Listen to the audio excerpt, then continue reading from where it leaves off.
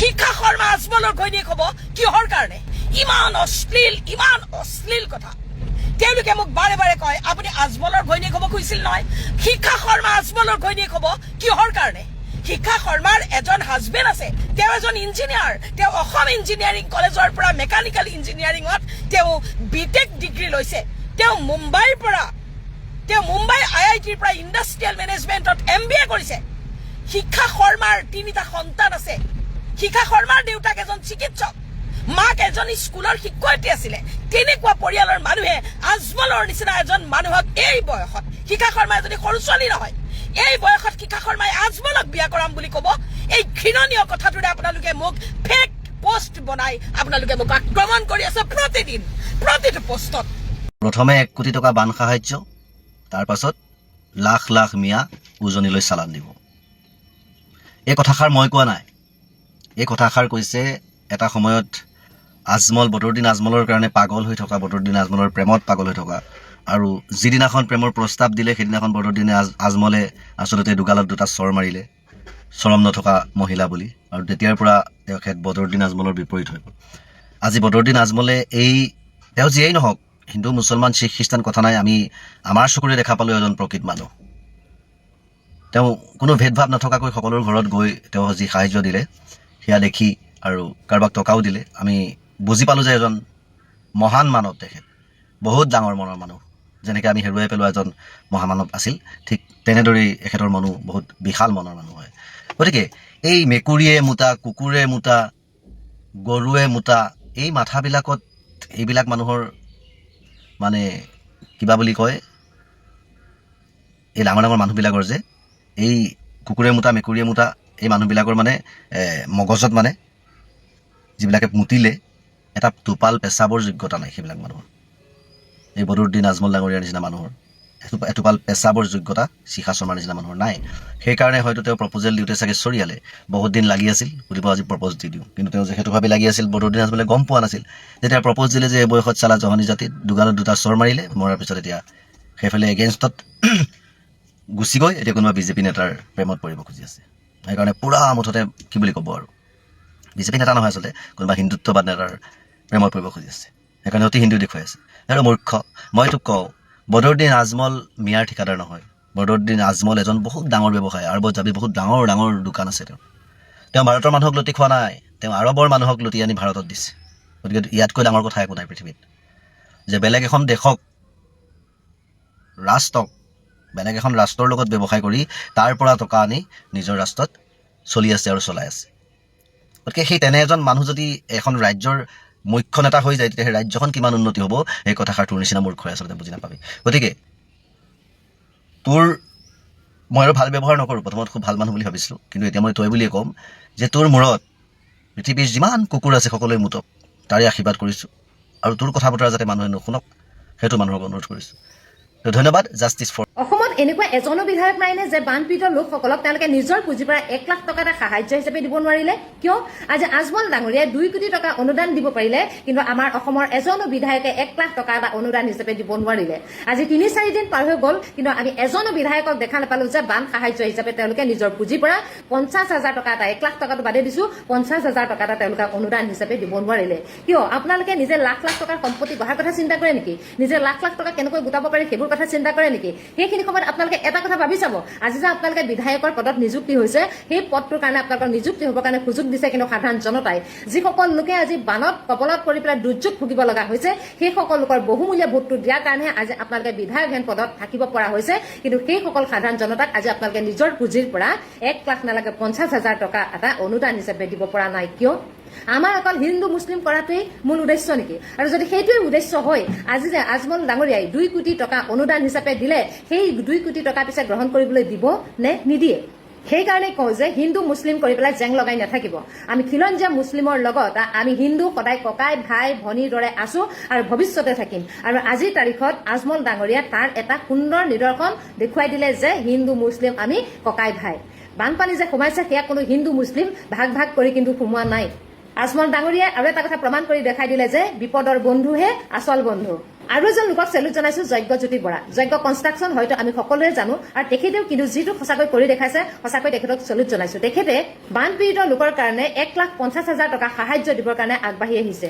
500ৰ পৰা 1000 ঘৰৰ মানুহৰ বেংক একাউণ্টত যজ্ঞজ্যোতি বৰাই সাহায্য প্ৰদান কৰাৰ সিদ্ধান্ত গ্ৰহণ কৰিছে। কিন্তু এইখিনি সময়তে কেশৱ মহন্ত ডাঙৰীয়াই এটা টুলুঙা মন্তব্য কৰা দেখিলো। তেখেতে কৈছে যে মৃত্যুৰ কাৰণ কেৱল বানপানী নহয় বোলে তেখেতৰ মতে। আৰু এটা কথা কেশৱ মহন্ত ডাঙৰীয়াই কৈছে যে বানপানী চাবলৈ গৈহে মৃত্যুৰ মুখত পৰিছে একাংশ। কেশৱ মহন্ত ডাঙৰীয়া, আপুনি হয়তো ভালকৈ মন কৰা নাই, এটা পৰিয়ালত 4জন সদস্য হেৰাই গুচি গৈছে। কি তেওঁলোকে বানপানী চাবলৈ গৈ মৃত্যুৰ মুখত পৰিলে নেকি? আজি নিজৰ ঘৰৰ 2জন সদস্যক বচাবলৈ গৈ ঘৰৰ বাকী 2জন সদস্যও বানৰ কবলত পৰি মৃত্যুৰ মুখত পৰিব লগা হ'ল। এইটোকো আপুনি ক'ব নেকি যে চাবলৈ গৈহে বানপানী চাবলৈ গৈহে মৃত্যুৰ মুখত পৰিছে বুলি? এনেকুৱা ধৰণৰ টুলুঙা মন্তব্য আপোনালোকৰ লেখীয়া মানুহবোৰৰ পৰা আমি আশা কৰা নাই। সাহায্য কৰাটো দূৰৰে কথা, আজি যদি আপুনি এনেকুৱা ধৰণৰ এটা টুলুঙা মন্তব্য কৰে তেতিয়াহ'লে কিন্তু অতিকে দুখৰ বিষয়, অতিকে দুৰ্ভাগ্যজনক কথা আপোনালোকৰ মুখত এনেকুৱা ধৰণৰ কথা ফুটি উঠাটো। আজি তেওঁলোকে জানিছে ঘৰৰ গোহালি, গৰু, ছাগলী সকলো ঠাইতে মৃত্যু মুখত পৰিছে। দেখিছো গৰুটো পানীত উঠি আহিছে, কেৱল মাত্ৰ মুখখন ওলাই আছে, গোটেই গৰুটো পানীত সোমাই আছে। সেইখিনি দেখাৰ পিছত আপুনি এনেকুৱা ধৰণৰ মন্তব্য কৰিছে যে বানপানী চাবলৈ গৈহে বোলে একাংশ লোকৰ মৃত্যু হৈছে। কাৰ ইমান চখ লাগিছে বানপানী চাবলৈ গৈ পেলাই মৃত্যুৰ মুখত পৰিবৰ কাৰণে? এনেকুৱা ধৰণৰ মন্তব্য আপোনালোকৰ মুখত হয়তো ওলাব পাৰে বুলি সঁচাই সপোনতো ভবা নাছিলো। এজন বৃদ্ধাক দেখিছো লাখুটি লৈ যিজন বৃদ্ধাই খোজকাঢ়ি ঘূৰিব নোৱাৰে, তেনেকুৱা স্থলত সেইজন বৃদ্ধাই পানীৰ মাজত লাখুটি লৈ পেলাই এখুজি দুখুজিকৈ আহিব লগা পৰিস্থিতি পৰিছে। সেইবিলাক পৰিস্থিতিত এনেকুৱা ধৰণৰ টুলুঙা মন্তব্য নকৰিব, গম পাইছেনে? সাহায্য কৰিব নোৱাৰিলেতো নাইয়ে, কিন্তু এনেকুৱা ধৰণৰ টুলুঙা মন্তব্য দি পেলাই সেইসকল লোকক অন্তৰত আঘাত নিদিব। কাৰণ তেওঁলোকে যিটো দুৰ্যোগত ভুগি আছে, আজি তেওঁলোকেহে জানিছে কেনেকুৱা ধৰণৰ পৰিস্থিতিৰ সন্মুখীন হ'ব লগা হৈছে। আমি বামত থকা মানুহে বুজি নাপাম। উজনিৰ পৰা মিয়াখেৰা নেতাসকলে আজমলৰ বৰঙণি ল'বনে নলয়? এই যে কথাই কথাই কয়, স্পষ্টভাৱে যে কয়, স্পষ্ট কথা, উজনিৰ পৰা মিয়া যাবই লাগিব। তেওঁলোকে বদৰুদ্দিন আজমলে দিয়া বান সাহায্য ল'বনে নলয়? কথাটো অলপমান টানকৈ ক'বলৈ মন আছিল, কিন্তু নক'লোঁ, কাৰণ পৰিৱেশ পৰিস্থিতি ভাল নহয়। এই যে বানপানীয়ে কিন্তু চৰম দুৰ্দশাৰ মাজতো বহুত কথা শিকাই থৈ গ'ল। এই বানপানী কোনোবা হিন্দু মুছলিমৰ ঘৰ চাই সোমাইছিল নেকি? সোমোৱা নাই। এই যে শতাধিক পশুধনৰ মৃত্যু হৈছে, হিন্দু বা মুছলমান হিচাপে মৃত্যু হৈছে নেকি? বাকী মানুহৰ কথা নকলোৱে। যিখিনি সময়ত বদৰুদ্দিন আজমলে বান সাহায্য দিবলৈ উজনিত বাহৰ পাতিছে, সেইখিনি সময়ত একাংশই নিজৰ জন্মদিন উদযাপন কৰি আছে 5 ষ্টাৰ হোটেলত। এই যে হিন্দু মুছলমান বুলি কৈ সাম্প্ৰদায়িক ব্যবাস্প বিয়পাই ৰাজনীতি কৰি আছে একাংশ লোকে, তেওঁলোকৰ কিমানে এনেকে বান সাহায্য দিবলৈ আগবাঢ়ি আহিছে। বাতৰিত পাইছিলো বিগত 5 বছৰত 3 গৰাকী ঠিকাদাৰক প্ৰায় 11,000 কোটি টকাৰ ঠিকা দিছে এইখন চৰকাৰে। সেই ঠিকাদাৰসকলে কিবা কৰিছেনে? কিবা বৰঙণি আগবঢ়াইছেনে? জাতীয় নেতাসকল, কথাবোৰ আপোনালোকক কৈছো, চিন্তা কৰক। সংকীৰ্ণ চিন্তাৰ পৰা ওলাই আহি অসম আৰু অসমীয়াৰ কথা ভাবক। কাৰো হাতৰ মহৰাত পৰিণত নহ'ব, কাৰো হাতৰ আঙুলিৰ ইংগিতত উঠা বহা নকৰিব। নিজস্বতা কেতিয়াবাই হেৰুৱাইছে, আৰু যিখিনি বাকী আছে সেয়াও সমূলঞ্চে ধ্বংস হ'ব যদিহে অনাগত সময়ত এই ধৰণৰ আচৰণবোৰ কৰে। কিয় কেতিয়াও নোহোৱা বানপানী উজনিত হ'বলৈ পালে তাৰ বিশ্লেষণ কৰক। কোনে নাগালেণ্ড, কোনে অৰুণাচলৰ সম্পদসমূহৰ ওপৰত চকু দি সেই সম্পদসমূহ নিজৰ হাতলৈ নিবলৈ অভিসন্ধি ৰচনা কৰাৰ বাবে কেনেকে বনাঞ্চল ধ্বংস হৈছে, কেনেকে তাৰ প্ৰাকৃতিক পৰিৱেশ ধ্বংস হৈছে, আৰু তাৰ ফলত কি কি সমস্যাৰ সৃষ্টি হৈছে অসমত, এই কথাবোৰ বিশ্লেষণ কৰক। কাৰণ আমি প্ৰত্যেকেই জানো, প্ৰকৃতিৰ ওপৰত যেতিয়া নিৰ্মম নিৰ্বিচাৰ অত্যাচাৰ চলিব, তেতিয়া প্ৰকৃতিয়ে কিন্তু বেলেগ ৰূপ লয়। তাৰেই প্ৰমাণ এয়া। হাজাৰ হাজাৰ বন ধ্বংস কৰা হৈছে, পাহাৰ কাটি ধ্বংস কৰা হৈছে, উন্নয়নৰ নামত জলাশয় ধ্বংস কৰা হৈছে। গতিকে তাৰ ফলশ্ৰুতি কি হ'ব চিন্তা কৰক। আৰু কিয় হ'বলৈ পালে?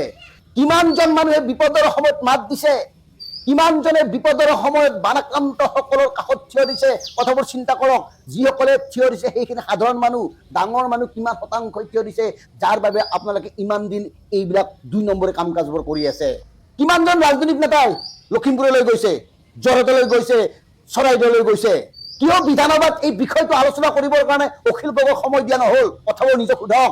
বিগত 10 বছৰত অসমৰ বান নিয়ন্ত্ৰণৰ কাৰণে কেন্দ্ৰই কিমান হাজাৰ কোটি টকা দিছে সোধক, খবৰ লওক। কিয় ইমান দিনৰ পিছতো এই 3খন জিলালৈ এজনো কেন্দ্ৰীয় মন্ত্ৰী আহিব পৰা নাই? আৰু এতিয়া কোন গৈছে?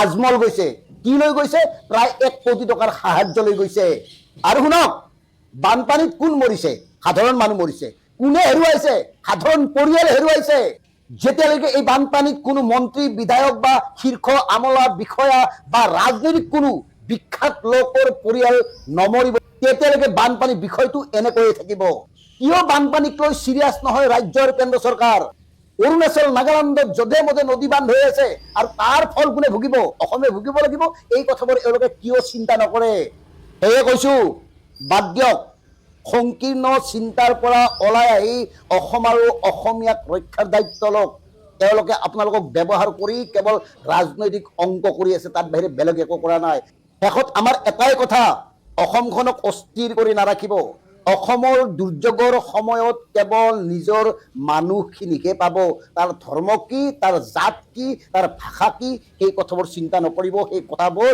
গুৰুত্ব নিদিব যিসকল বৈধ অসমীয়া তেওঁলোকক সন্মান আৰু শ্ৰদ্ধা সহকাৰে অসমত জীয়াই থাকিবলৈ সুযোগ দিয়ক কাৰণ আজিলৈকে অসমত যিমান বানপানী হৈছে সেই বানপানীত মন্ত্ৰী বা বিধায়কৰ কুকুৰ এটাও মৰা নাই কথা এইখিনিয়ে ক'লো ধন্যবাদ জয় অসম অসমত যে বেটেৰী ৰিক্সা গণি শেষ কৰিব পাৰিলেও দল সংগঠন গণি শেষ কৰিব নোৱাৰে সেই দল সংগঠনৰ নেতা নেতৃত্ববোৰ এতিয়া ক'ত এই যে ৰাইজৰ দুখ দুৰ্দশাগ্ৰস্ত সময়খিনি তেখেতলোকৰ যে কাষত গৈ এখাৰি মাত দিব লাগে সহায়ৰ হাত আগবঢ়াব লাগে এইখিনি সময়ত তেখেতলোকৰ নেতৃত্ব ক'ত গ'ল তেখেতলোকৰ দায়িত্ব এইটোৱে নেকি যে ৰাজপথত কেৱল মাত্ৰ জয় অসম চিঞৰি দিম আমাৰ দাবী মানিব লাগিব এই কথাবোৰ কৈ দিলে আমুক হুংকাৰ আমুক গো বেক চিঞৰি দিলে তেখেতলোকৰ দায়িত্ব শেষ নেকি এয়ে জাতীয়তাবাদৰ সংজ্ঞা হ'ব পাৰে নেকি জাতীয়তাবাদৰ দল সংগঠনৰ নেতৃত্বৰ সেয়াই সংজ্ঞা হ'ব পাৰে নেকি তেখেতলোকক বৰ্তমান সময়ত সামাজিক মাধ্যমত ৰাইজে বিচাৰিছে তেখেতলোকৰ চৰিত্ৰবোৰ ৰাইজে বৰ্তমান সময়ত বিশ্লেষণ কৰিছে ৰাইজৰ এইখিনি সময়ত তেখেতলোকে যে কাষত থিয় হ'ব লাগে এই কথাখিনি তেখেতলোকৰ কি ধৃষ্টতা নাই নেকি তেখেতলোকে দায়িত্ববোধ নহয় নেকি তেখেতলোকক বৰ্তমান সামাজিক মাধ্যমত বিচাৰি নোপোৱা হৈছে কেৱল মাত্ৰ বাৰিষাৰ এই পানীকণ শুকাবলৈ দিয়ক তাৰপাছত সামাজিক মাধ্যমত নেটটো ফাষ্ট হওক তেখেতলোকে আকৌ জিন্দাবাদ মুৰ্দাবাদ চিঞৰিবলৈ আহি যাব গো বেক আমুক চিঞৰিবলৈ আহিব দায়িত্ব আছে সেই তাতো আছে তাক আমি নুই কৰিব পৰা নাই কিন্তু আপোনালোকে যিটো কাম আপোনালোকে কৰিব লাগে বৰ্তমান সময়খিনি সেইতো আপোনালোকৰ দায়িত্ব হয় কিন্তু এইখিনি সময়ত আপোনালোক ক'ত যায় ক'ত গাঁতত সোমায় আপোনালোক এইখিনি সময়তকে আপোনালোকৰ দুটামান দল সংগঠনৰ বাহিৰ নেতৃত্বৰ বাহিৰে বাকীখিনি ক'ত গ'ল নমস্কাৰ মই পবিত্ৰ মেছ অসমত বেটেৰী ৰিক্সাতকৈ যে বেছি দল সংগঠন আছে সেই দল সংগঠনৰ নেতা নেতৃত্বসকল বৰ্তমান সময়ত ক'ত গ'ল যি বৰ্তমান সময়ত বানাকান্ত ৰাইজৰ দুখ দুৰ্দশাগ্ৰস্ত অৱস্থা হৈছে এই অৱস্থাখিনিৰ সময়ত তেখেতলোকে যে এখাৰ মাত বা সঁহাৰি প্ৰদৰ্শন কৰিব লাগে তেখেতলোকৰ কি সেইখিনি ধৃষ্টতা নাই নেকি তেখেতলোকৰ কি ৰাজপথত কেৱল মাত্ৰ প্ৰতিবাদ কৰাটোৱে দায়িত্ব নেকি বা ক'ৰবাত ফটা লেকচাৰ মৰাটোৱে তেখেতলোকৰ কেৱল মাত্ৰ দায়িত্ব নেকি তেখেতলোকে বৰ্তমান সময়ত যে আগ্ৰনোৱা আগস্থান লৈ যে তেখেতলোকে কিবা এটা কৰিব লাগে সেইসকল ৰাইজৰ প্ৰতি সেয়া কি তেখেতলোকৰ দায়বদ্ধতা নহয় নেকি জয় এখন চিঞৰি দিলেই তেখেতলোকৰ দায়িত্ববোৰ শেষ নেকি নে বগা চাৰ্ট আৰু কোলা পেণ্ট জোতা পিন্ধি কাৰোবাৰ লগত মেনেজমেণ্টত বহিলেই তেখেতলোকৰ দায়িত্ব শেষ নেকি বৰ্তমান সময়ত কেইটামান দল সংগঠনৰ নেতৃত্বৰ বাহিৰে আমি কিন্তু বহু দল সংগঠনক নিমাত আৰু মৌনব্ৰত হৈ থকা দেখিবলৈ পাইছোঁ এইখিনি সময়ত আপোনালোকৰ পৰিচয় দিয়ক আপোনালোকে যাতে নেতৃত্ব বা আপোনালোকে দল সংগঠন জাতীয়তাবাদী জাতিটো আজি দেখিবলৈ পাইছোঁ প্ৰতিটো অসমৰ প্ৰতিটো প্ৰান্ততে এক ভয়াৱহ পৰিস্থিতি এই পৰিস্থিতিৰ সময়ত আপোনালোক ক'ত যায় এইখিনি দুখ দুৰ্দশাগ্ৰস্ত সময়ত আপোনালোক ক'ত যায় ইভাগে দেখোন পানীকণ শুকোৱাৰ পিছতে ইণ্টাৰনেটটো পুৰা ফাষ্ট হোৱাৰ পিছতে আপোনালোক আহিয়ে যাব আকৌ ছ'চিয়েল মিডিয়া চিঞৰিবলৈ ক'ৰবাত কিবা আমুকত কিবা চিঞৰিবলৈ আহি যাব গতিকে বেটেৰী ৰিক্সাক যেনেকৈ গণনা কৰি শেষ কৰিব পাৰি কিন্তু দল সংগঠন গণি শেষ কৰিব নোৱাৰি সেই দল সংগঠনৰ নেতা নেতৃত্ব বৰ্তমান সময়ত ক'ত গ'ল কথাবোৰ কোৱাৰ কাৰণে আপোনালোকে বেয়া নাপাব আপোনালোকক বহুখিনি সময়ত আমি দেখোঁ কেৱল আপোনালোকে কথা কয় কিন্তু কামত একো নকৰে কাম কৰে কিন্তু এদিনৰ বাবে কৰিব পিছদিনাখনৰ পৰা কিয় নকৰে সেই কথাটো ৰাইজে জানিবলৈ চেষ্টা কৰে কিন্তু বৰ্তমান সময়খিনিত উজনি অসমৰ যি পৰিৱেশ পৰিস্থিতি শিৱসাগৰ চৰাইদেউ সোণাৰী নাজিৰা যোৰহাট টিয়ক সেই সকলোতে পানী মূত্ৰ জলপ্ৰলয়ৰ সৃষ্টি হৈছে প্ৰকৃতিৰ ৰুষ্টৰ খাবলৈ এমুঠি নাই শুবলৈ জেগা নাই অৱস্থা একেবাৰে তথ্য হৈছে এইখিনি সময়ত আপোনালোক ক'ত যায় আপোনালোকৰ কি এইখিনি সময়ত তেখেতলোকৰ কাষত থিয় হোৱাটো দায়িত্ব নহয় নেকি নে আপোনালোকৰ জয় আই অসম চিঞৰি দিওঁতে আমাৰ দাবী মানিব লাগিব এই শব্দকেইটাতে আপোনালোকৰ সকলো শেষ নেকি আপোনালোকে এতিয়া ৰাইজে বিচাৰিছে সকলোৰে দৃষ্টি এটা নিবদ্ধ আছে আপোনালোকৰ ওপৰত আপোনালোকৰ চৰিত্ৰবোৰৰ ওপৰত আপোনালোক কেতিয়া ওলায় সেই বস্তুবোৰ এতিয়া ৰাইজে কিন্তু পৰ্যবেক্ষণ কৰিছে আজি 4 দিন হ'ল যিখন আমাৰ বাইপাছৰ কিনাৰতে লাগি থকা এখন গাঁও দৰিকাপাৰ বহুত মানুহটো এতিয়াও আবদ্ধ হৈ আছে এই ৰাস্তাটোৱে কালি মুখ্যমন্ত্ৰী ডাঙৰীয়া এফালে গৈছে আমাৰ যিজন দল মন্ত্ৰী তেখেতেও এফালে গৈছে, কিন্তু আজি 4 দিন হ'ল আমি কালি অনলি 5 টকা 20 টকা পেকেট আৰু আধা লিটাৰ পানী বটল খাই আজি 4 দিনৰ পৰা এতিয়ালৈকে আমি জীয়াই আছো। সেইটো তাকো বহুতে নাই পোৱা, একদম কাৰোবাক দি থৈ ঘূৰি অহা বস্তুটো আমি পাইছো এই মুহূৰ্তলৈকে। কালি ইমান কণ্টেক্ট কৰিছো, ইমান ইটো পৰা সিটোলৈ ফোন কৰিছো, সিটো পৰা সিটোলৈ ফোন কৰিছো, এই মুহূৰ্তলৈকে আমাৰ কোনো ৰিলিফৰ ইয়াত সুবিধা হোৱা নাই। সৰু সৰু ল'ৰা ছোৱালী ইয়াত প্ৰস্ৰাৱ কাৰ্য্য কৰিবলৈ সুবিধা নাই। যেনে তেনে টিপাল কেইখনমান আনিলো তৰি, তাকো নিজে গৈ গাহৰি কথা তিনিআলিৰ পৰা ডিচি কৰ্টলৈ মাইকী মানুহজনী 3টা মানুহ লৈ খোজকাঢ়ি গৈছো। সেইকেইখন টিপাল আনি ইয়াত অলপ পাইছো দিছো মই, কিন্তু কোনো ইয়াত বিষয় বদৰুদ্দিন আজমলে ৰাজনৈতিক ক্ষেত্ৰত কি আদৰ্শ ফ'ল' কৰে আমি তাত মই কমেণ্ট কৰিবলৈ নাযাওঁ, কিন্তু এই সময়ত যি তেওঁ মানৱীয়তা দেখালে তাতকৈ আৰু ডাঙৰ মানৱীয়তা হ'বই নোৱাৰে। কাৰণ মানুহখিনি দুৰৱস্থা দেখি মানে চিনবোৰ মানে দেখিব নোৱাৰা হৈছে, ইমানেই দুৰৱস্থা হৈছে মানুহৰ। আৰু কোনো কাহিনীও যিবিলাক মানুহে বানপানী চকুৰে দেখা নাছিলে, সেই মানুহখিনি হঠাতে এনেকুৱা প্ৰলয়ংকাৰী বানে এনেকুৱা গোটেই ঘৰ মানুহ চব তহচ নহচ কৰি দিছে। কোনো মানে এনেকুৱা সময় যদি অকণমানো সঁহাৰি পায় তাতকৈ আৰু কি হ'ব পাৰে। আৰু বহুত মানুহে এতিয়া মুছলিম মানুহ বুলি হেৰি কৰিছে বা কিবা কমেণ্ট কৰিছে, গতিকে সেইবিলাক ভাবি এই সময়ত লাভ নাই। বহুত ডাঙৰ ডাঙৰ ঠিকাদাৰ, বহুত ডাঙৰ ডাঙৰ শ্বপিং মলৰ মালিক, বহুত ডাঙৰ ডাঙৰ বিজনেছমেন, সেইবিলাকেতো এতিয়া এটাও দিয়া নাই। মন্ত্ৰী MLA সকলোবিলাকৰ কথা চবৰ কথা বাদেই দিছোঁ। এতিয়া আমাৰ যোৰহাটৰ যিজন MLA সেইজনেই বৰ্তমান যোৰহাটত অনুপস্থিত। গতিকে আমি কি আৰু আশা কৰিম। কিন্তু তেনেস্থলত এজন মানুহে যদি ইমান সহায় কৰিছে, সেই সহায়খিনিক মানৱীয়তাখিনিক আপোনালোকে এপ্ৰিচিয়েট কৰিব লাগে। লাগিলে তেওঁ হিন্দু হওক মুছলমান হওক সেইবোৰ চিন্তা কৰিব নালাগে। কাৰণ বানে হিন্দু মুছলমান চাই পেলাইতো এতিয়া বান সোমোৱা নাছিলে কাৰোবাৰ ঘৰত, কি এয়া হিন্দু কাৰণে নাই সোমাম মুছলমান কাৰণে সোমাম, তেনে কথা নাছিলে। গতিকে এইবিলাক কথা বাদ দিয়ক। প্ৰথম এটাই আহে, সেইটো হৈছে মানৱীয়তা, আৰু সেইটোৱে চবতকৈ ইম্পৰ্টেণ্ট। সেইটো কথাই আমাৰ মনত ৰাখিব। ধন্যবাদ।